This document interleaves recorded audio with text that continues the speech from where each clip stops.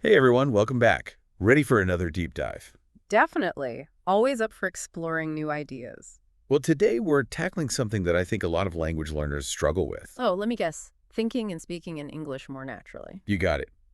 We're dissecting a YouTube video from LEP Learn English podcast.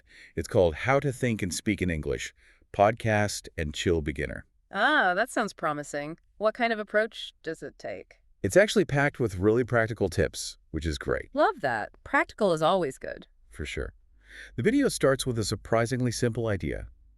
Think in English, but start small. That sounds almost too easy. How does that actually work in practice? Right. But they make a good point. It's about getting your brain used to using English without the pressure of a full-blown conversation. So, like, instead of thinking I need to buy milk, eggs, and bread, you'd think I need to pick up some milk, eggs, and a loaf of bread, but all in English, of course. Exactly.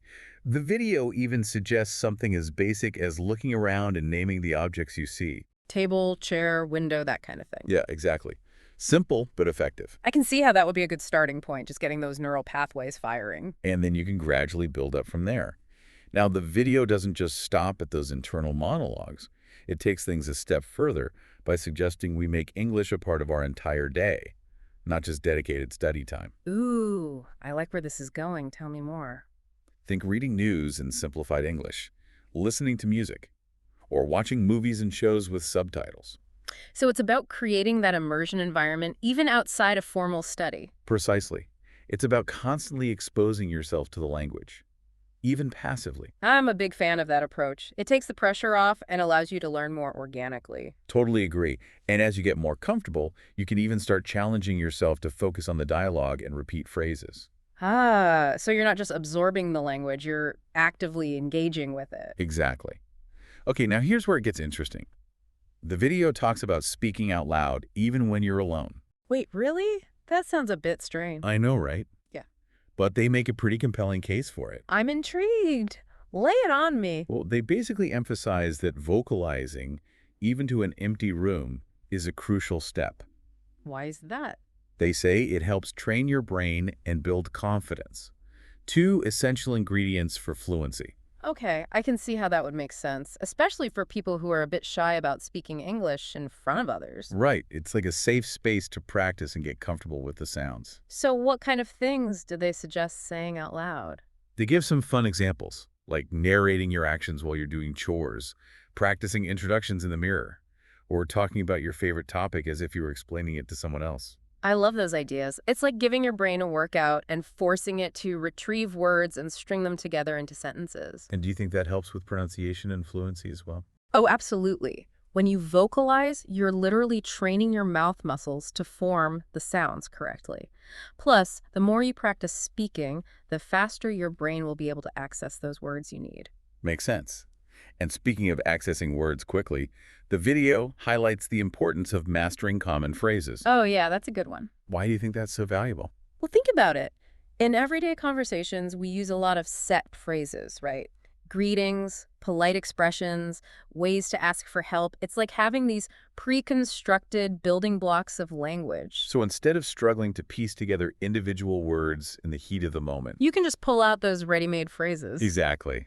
I imagine that makes conversations flow much more smoothly. Definitely. And it reduces that cognitive load so you can focus on other aspects of the conversation. The video gives some good examples too, like ordering coffee, asking for directions, saying you don't understand something. Those are all really practical scenarios where having those go-to phrases can be a lifesaver. For sure. Now, they also talk about something called shadowing, which I found quite interesting. Shadowing. Haven't heard of that one. What's that all about? Basically, it's mimicking. You listen to native speakers and try to repeat what they say as closely as possible, matching their tone and pronunciation. Interesting. So it's like you're creating a blueprint of how the language should sound. Exactly. And the video suggests starting with short sentences from movies, songs, or podcasts, and then gradually increasing the difficulty. I can see how that would be really effective, especially if you're using content you enjoy. Makes it less like a chore. Right. It's like sneaking in some language practice while you're having fun. Yeah. Now, we've covered a lot of ground here, starting simple, immersing ourselves in English, speaking out loud, mastering those common phrases, and even trying this shadowing technique. Would you say the video is advocating for a pretty holistic approach to language learning? Absolutely. It's not just about memorizing grammar rules or vocabulary lists. It's about integrating English into your life in a way that feels natural and enjoyable. Couldn't agree more. But no matter how much you practice on your own, there's one crucial element that can't be replicated in isolation. You're talking about real life conversations, right? You know it. The video makes a really good point about how even short or imperfect conversations can be so beneficial.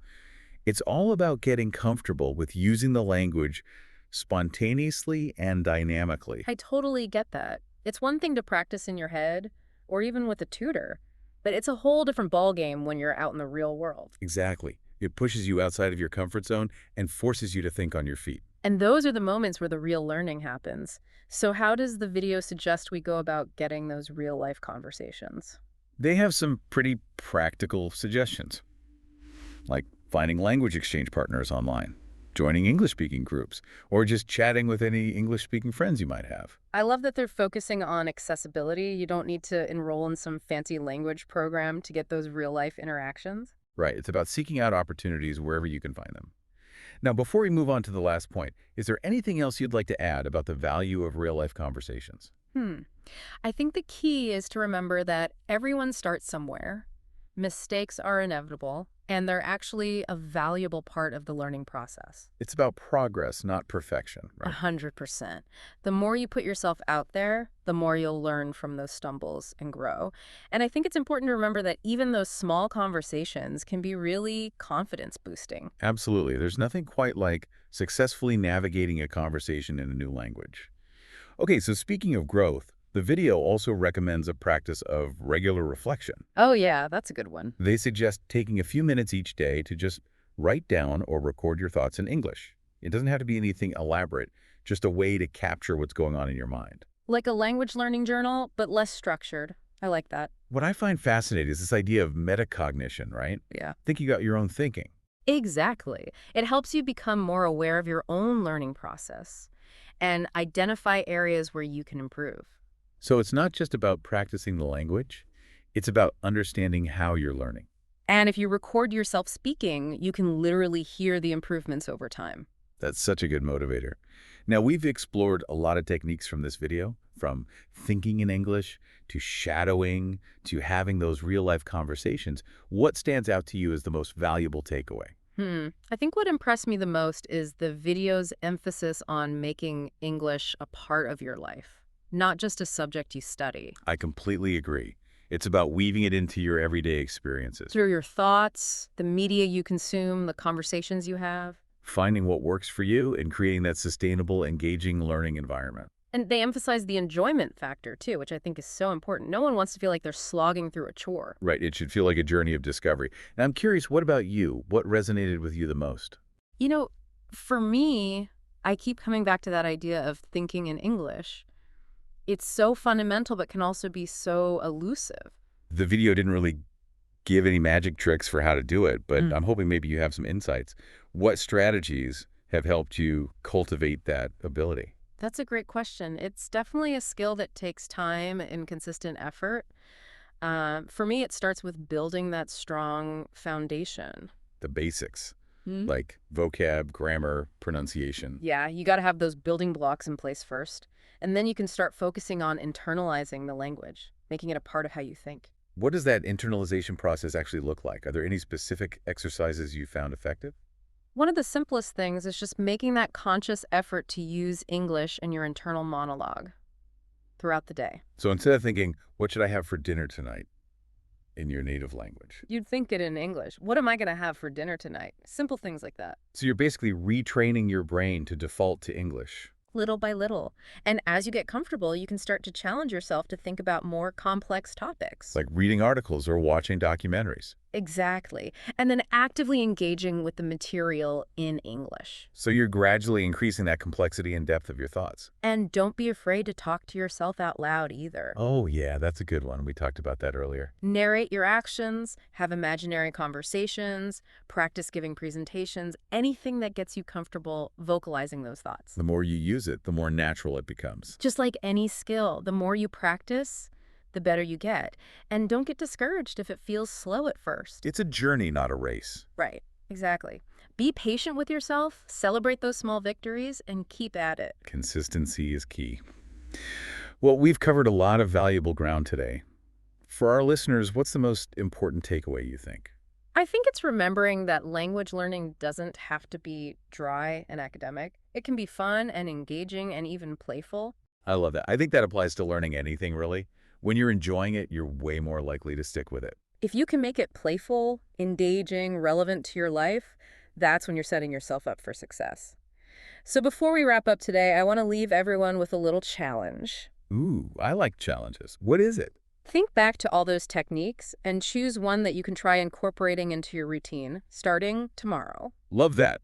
Doesn't have to be a big thing, just a small step. Maybe it's spending 5 minutes writing in your English journal or trying the shadowing technique with a song you love. The key is to take action and make it a habit. Because those small, consistent actions, those are what lead to big progress. Couldn't agree more. Well, I think it's time to wrap up this deep dive. It's been a pleasure exploring all this with you. Likewise. And to all our listeners out there, thanks for joining us on this journey of language learning. We'll catch you next time for another deep dive. So, as we wrap up, what's one tiny step you can take today to try out one of these techniques?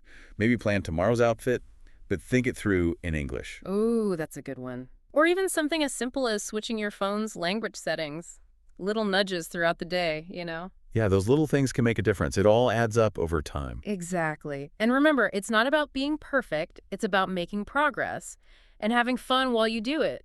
Couldn't have said it better myself. Embrace those mistakes. They're just stepping stones, right? Totally. Now, a lot of these ideas we've been talking about, they could apply to learning any language, not just English. Oh, absolutely. The principles are the same. Weave it into your life. Don't treat it like some separate subject you have to study.